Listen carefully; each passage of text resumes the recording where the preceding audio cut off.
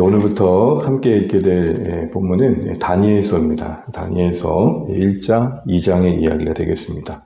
오늘도 구약도 조금씩 마무리되어 가는 것이 보여집니다. 다니엘서는 전반부 1장에서 6장, 그리고 후반부 7장에서 끝장 12장까지 크게 두 부분으로 나뉘어집니다. 6장까지는 다니엘 중심으로 그 세 친구의 이야기가 기록되어 있다 보니까 읽다 보면 좀 흥미롭고 또 재밌습니다.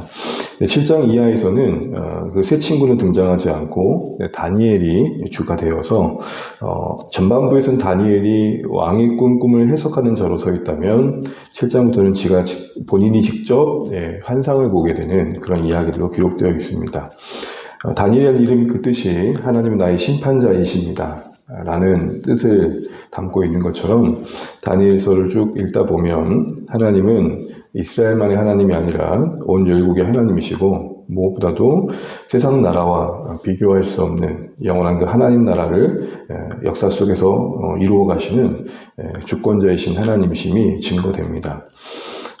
오늘 특별히 1장과 2장은 너무 잘 알려진 내용인데 1장에서는 다니엘과 그 친구들이 포로로 잡혀간 그 바벨론에서 보인 믿음의 모습과 2장에서는 느부갓네살 왕이 한 꿈을 꾸고 밤새 시른시른 하다가 그 꿈을 해석해가는 그런 과정들이 기록되어 있습니다. 오늘 우리가 볼 내용은 1장인데요. 1장 1절부터 8절을 쭉 보시게 되면 다니엘과 그 세 친구 하나니아, 미사엘, 아사랴가 포로 가운데 잡혀가는 이야기가 쭉 기록되어 있습니다. 그런 중에 왕 앞에 설자들로 선발되어 가지고 바벨론에서 별도의 궁중 교육을 받고 있는 장면이 나오게 됩니다.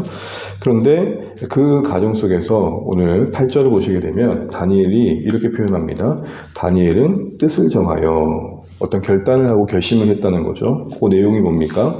왕의 음식과 그가 마시는 포도주로 자기를 더럽히지 아니하리를 결정합니다. 여기서 자기를 더럽히지 않겠다는 것은 부정하게 하지 않겠다.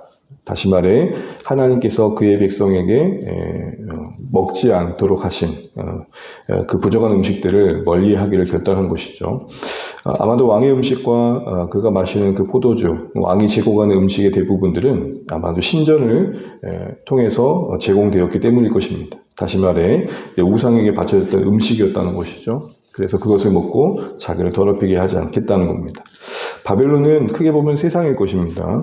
그 세상에 존재하는 다니엘은 하나님의 사람으로서 이 세상에서 어떻게 살아야지에 대한 많은 인사이트를 줍니다. 특별히 앞에서 보게 되면 그들의 이름이 바뀌는 것이 나오고 그 위에 갈대아 언어로 교육받는 장면이 좀 나오죠. 그게 5절 위에 보면 4절에 갈대아 사람의 학문과 언어를 배웠다라고 되어 있습니다. 여러 면에 있어서는 다니엘이 그 상황 속에서 적응해 갑니다. 그러나 신자로서의 그 정체성을 흔들 수 있는 것에 대해서는 단호한 모습을 보이는 것이죠. 이 땅에 살아가면서 우리가 세상 속에서 어찌해 볼 수 없는 또 어찌할 수 없는 그런 상황들은 또 감수할 부분도 분명히 있습니다. 그러나 결국 신자된 가장 중요한 정체성에 대해서는 지키는 그런 믿음의 자세가 필요하다는 것을 이제 보게 됩니다. 그래서 제가 오늘 보고 싶은 것은 이렇게 뜻을 정할 때에 다니엘은 어떤 동기가 있었기에 이렇게 할 수 있었겠을까 하는 것이죠. 단순히 이스라엘 민족으로서 세상 이방 나라에서 이스라엘 민족의 정체성을 지키겠다라는 그런 민족성의 발효인가 아니면 정말 믿음인가라는 것입니다. 정황상 보게 되면 다니엘이 이렇게 하기가 쉽지 않았다는 것이죠. 오늘 일단 1절을 보시게 되면 우리가 계속 에스겔 통해서 확인했지만 지금 다니엘은 예루살렘을 에워싼 느부갓네살의 공격을 받고 그 가정에서 붙잡혀 온 겁니다. 그 가정에서 붙잡혀왔다는 것은 포로의 신분으로 지금 여기에 있는 것이죠. 나라가 위태합니다. 상황과 여건은 좋지 않다는 것이죠. 예루살렘이 함락되는 그 위기 앞에서 아직은 무너지진 않았지만 큰 충격을 분명 받았을 겁니다. 그런데도 불구하고 지금 다니엘은 바벨론 그곳에서 신자다움을 지키려고 오늘 말하면 성도다움을 지키려고 하나님 백성다움을 지키려고 그 결정을 하고 있다는 것이 우리가 주목해 볼 표현입니다. 뭘 보여줄까요?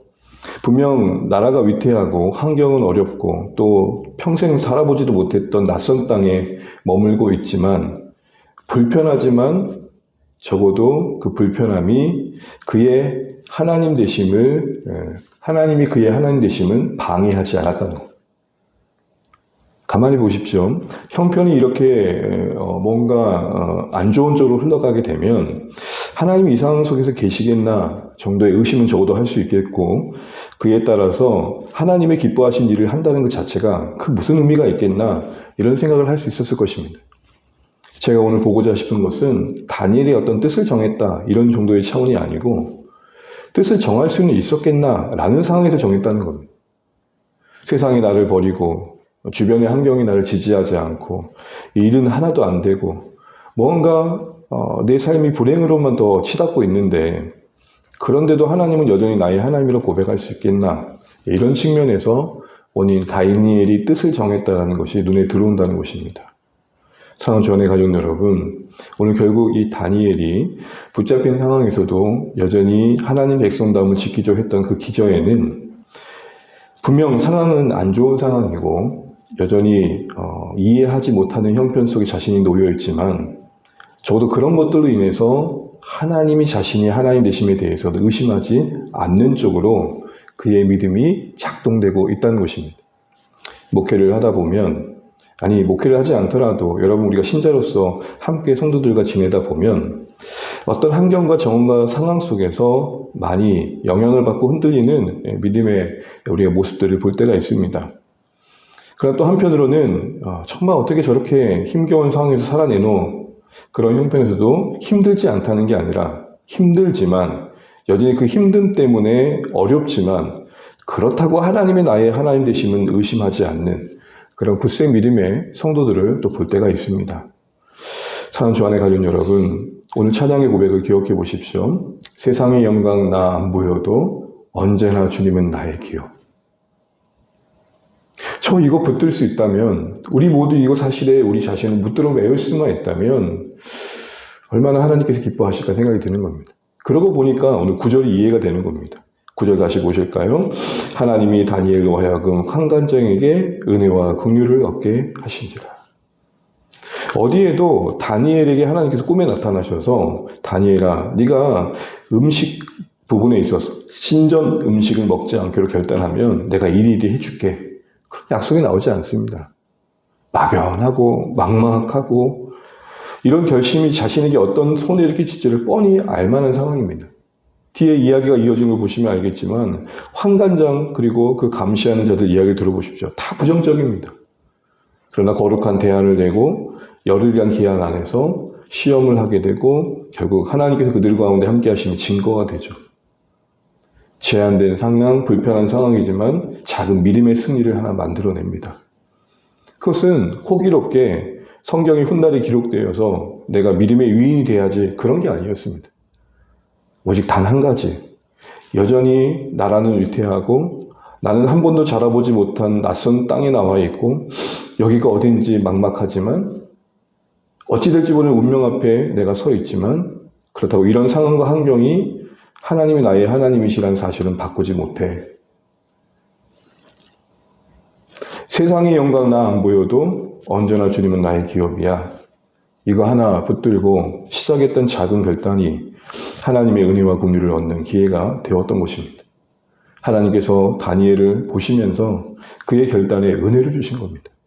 사랑하는 주 안의 가족 여러분, 오늘 주 안의 교회가 이런 다니엘을 닮아가면 좋겠습니다. 우리가 참 막막함이 느껴질 때가 있습니다. 간혹 10년 뒤를 생각해 보면 그 뒤의 모습은 어떨까 생각을 해보면 사실은 참 많은 생각들이 들기도 합니다. 그런데 우리가 그런 보장되지 않는 내일과 여전히 불편한 오늘, 또 어떻게 보면 감당의 어려움이 뻔히 보이는 여정이지만 그럼에도 불구하고 우리가 하나님 나라를 세워가는 일들에 함께 서락하신 교회 안에서 주의 나라를 위해 나름대로의 뜻을 정해가야 될 이유는 우리에게 허락하신 이 모든 상황 속에서도 여전히 하나님은 우리의 기업되어 주신다는 사실이 변치 않기 때문입니다.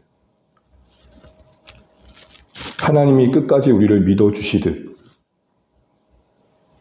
우리도 끝까지 하나님을 믿어드리면 어떨까? 이런 생각을 오늘 아침에 묵상해 보게 됩니다. 여전히 하나님이 나의 하나님이라는 사실이 주어진 형편에서도 제약받지 않고 신랄같이 살아있었던 다니엘이었기에 그 뜻을 정할 수 있었고, 그가 하나님 백성으로서의 정체성을 지키고자 하는 결단이 그 가운데서 이루어졌고, 그 위에 은혜와 긍휼을 주시는 하나님을 만나게 되었던 것입니다. 어쩌면 이것이 포로로 잡혀온 이스라엘 백성들에게 원하시는 메시지이기도 하셨을 겁니다.